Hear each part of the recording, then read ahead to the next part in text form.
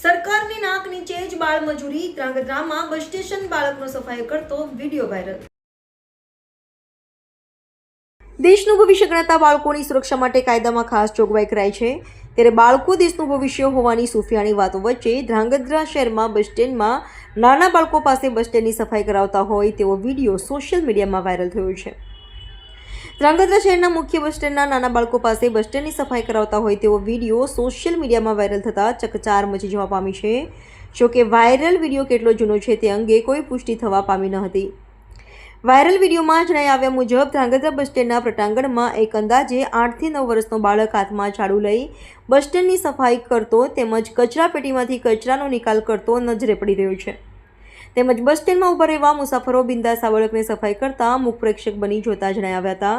સરકાર એક તરફ બાળકોને અભ્યાસ તેમજ ઉચ્ચ શિક્ષણની વાતો અને જાહેરાતો કરે છે, તેમજ બાળક મજૂરી અંગેના કડક નિયમો અમલમાં મૂક્યા છે, તે છતાં વાયરલ વિડીયોમાં ધ્રાંગધ્રા બસ સ્ટેન્ડમાં એક બાળક અભ્યાસ અને હરવા ફરવાની ઉંમરમાં સફાઈ કરતો નજરે પડતા અનેક સવાલો ઊભા થયા છે।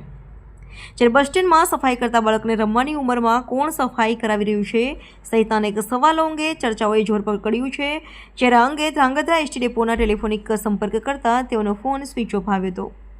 જ્યારે જિલ્લા મુખ્ય એસટી ડેપોના મેનેજરનો ટેલિફોનિક સંપર્ક કરતા આ પ્રકારનો વિડીયો તેમના ધ્યાને આવ્યો નથી તેમ જણાવી પોતાની જવાબદારીથી હાથ ઊંચા કર્યા હતા।